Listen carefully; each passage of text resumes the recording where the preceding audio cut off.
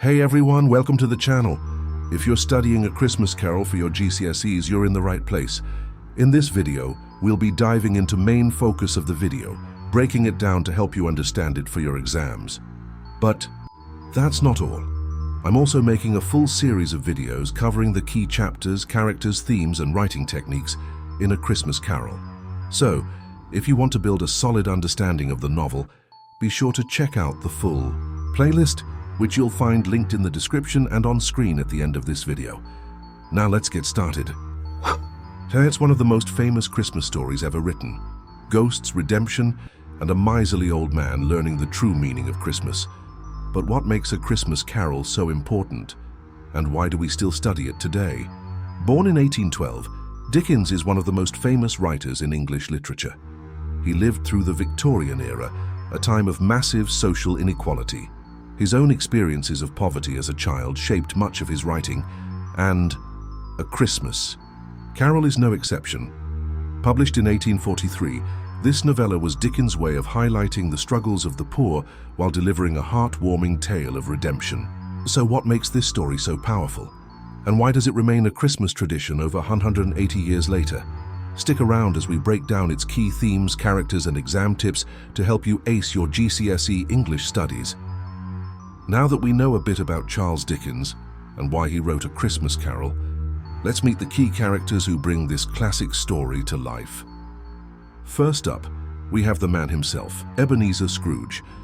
He's the classic miserly old man who cares about nothing but money. Cold-hearted, selfish, and completely lacking in Christmas spirit, Scrooge famously dismisses the holiday as humbug. But as we'll see, his journey through the novella transforms him completely. Then there's Bob Cratchit, Scrooge's hard-working and underpaid clerk. Despite being treated poorly by his employer, Bob remains kind and optimistic, showing the importance of family and goodwill even in hardship. He also represents the struggles of the working class in Victorian England. Bob's son, Tiny Tim, is one of the most memorable characters in the novella. He's physically weak and sickly, but his heart is full of love and positivity. His famous line, "God bless us everyone," reminds us of the novella's core message. Kindness and generosity matter more than wealth. Scrooge's cheerful and warm-hearted nephew, Fred, is the complete opposite of his uncle. He loves Christmas and repeatedly invites Scrooge to celebrate, even though he's always rejected. Fred represents the joy and family connection that Scrooge is missing out on.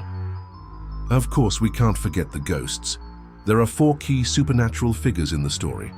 Jacob Marley, Scrooge's former business partner, who appears as a ghost wrapped in heavy chains.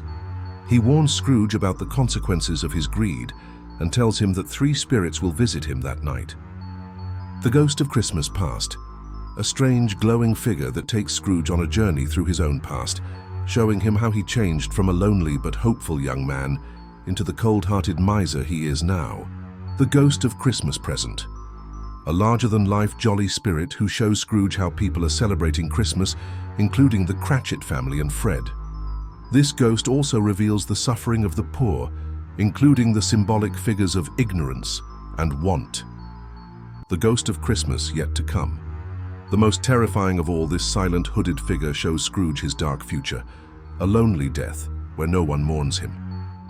This shocking vision is what finally forces Scrooge to change his ways. Together, these characters drive the powerful message of A Christmas Carol, that change is possible, kindness matters, and no one is beyond redemption. Now that we know the key characters, let's go through the plot of A Christmas Carol. The novella is divided into 5 staves, a clever reference to musical notation, reinforcing the idea that this is a Christmas carol or song. We begin on Christmas Eve in Victorian London. Ebenezer Scrooge is a bitter, greedy businessman who despises Christmas and refuses to show kindness to anyone. He rejects his nephew Fred's invitation to celebrate, refuses to donate to charity, and treats his overworked clerk Bob Cratchit terribly. That night, Scrooge is visited by the ghost of his former business partner, Jacob Marley. Marley, bound in heavy chains as punishment for his selfish life, warns Scrooge that he must change his ways or suffer the same fate. He tells Scrooge that 3 spirits will visit him that night. The first spirit, the ghost of Christmas past arrives and takes Scrooge on a journey through his early life. Scrooge sees his lonely childhood, his happier years as a young apprentice under the kind Mr. Fezziwig, and his lost love, Belle, who left him because he became obsessed with money. These memories begin to stir regret in Scrooge. Next, the ghost of Christmas present, a large, joyful figure, shows Scrooge how others are celebrating Christmas. He sees Bob Cratchit's struggling but loving family and their sickly son, Tiny Tim, whose fate hangs in the balance. He also sees his nephew Fred enjoying Christmas with friends, despite Scrooge's absence. The spirit then introduces two ragged children, ignorance and want, warning that society must address these problems. Finally, the most chilling spirit arrives, the ghost of Christmas yet to come. This silent, hooded figure shows Scrooge scenes of the future, including the death of an unloved man whose possessions are stolen by thieves. Scrooge is horrified to realize that the dead man is himself. He also sees the Cratchit family mourning the death of Tiny Tim. Overcome with fear and regret, Scrooge begs for a second chance. Scrooge wakes up on Christmas morning, overjoyed that he has time to change. He immediately sets out to spread kindness. He donates money to charity, sends a giant turkey to the Cratchit family, and joins Fred's Christmas celebrations. Most importantly, he treats Bob Cratchit with generosity, promising to help his family and raise his wages. Scrooge has transformed from a miser into a man full of Christmas spirit. Thank you for watching this analysis of A Christmas Carol.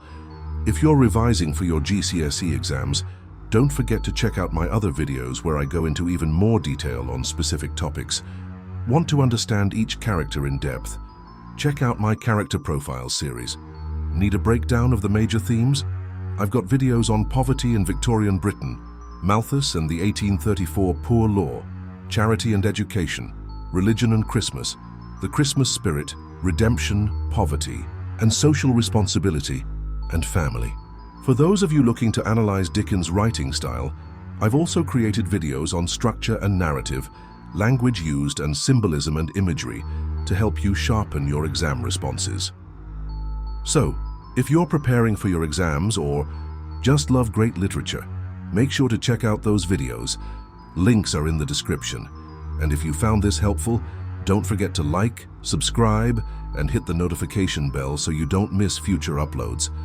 Thanks for watching, and best of luck with your studies.